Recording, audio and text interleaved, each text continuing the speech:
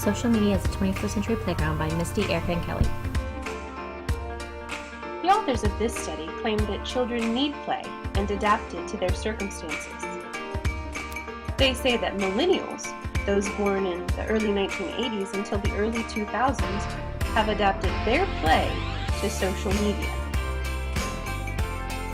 According to the authors, social media is an interactive two-way vehicle for communication, which offers multiple ways to play socially and cognitively. This study aligns various social media behaviors to Piaget's stages of games in order to highlight the opportunities that social media affords for cognitive play.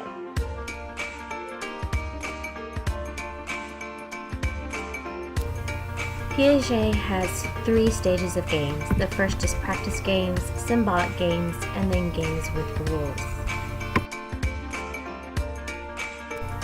It is safe to say we don't want to associate a certain age with play, but we want to see the progression of the child's play.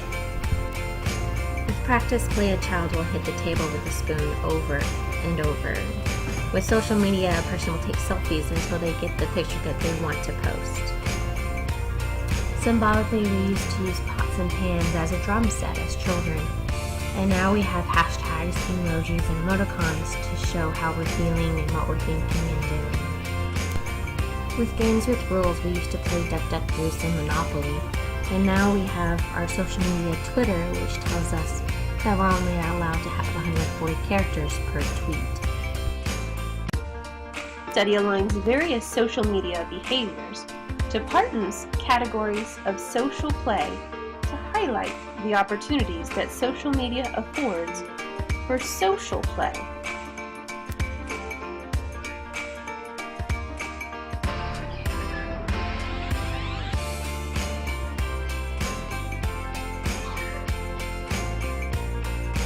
In 1933, Mildred Parton wrote her categories of social play. They include unoccupied behavior, solitary play, onlooker behavior, parallel play, associative play, and cooperative play.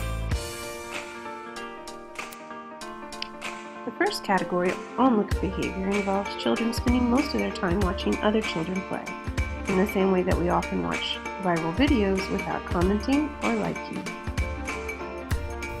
Children will start playing with toys like others, but they're playing independently next to each other. While in virtual games, we play games and then we post our score so others can see.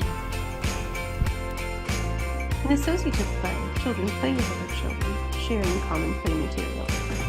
When we play virtual games, we're often given opportunities to share energy or boosters or points with other members of our social network.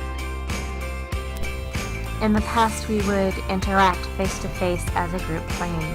And now with virtual gaming, we can interact with people through a game with communication tools like a headset. More research like this will help us to better understand the place of play online in the lives of millennials.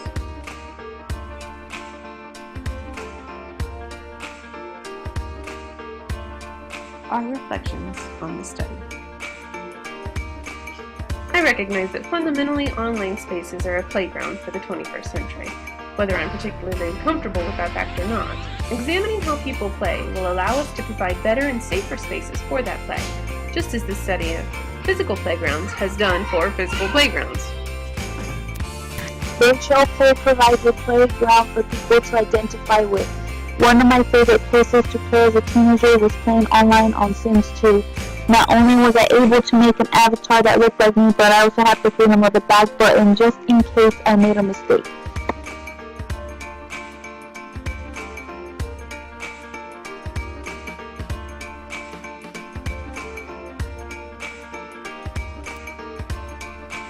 Ultimately, we agree. There needs to be more work like this study in order that we better understand the 21st century playground that is social media.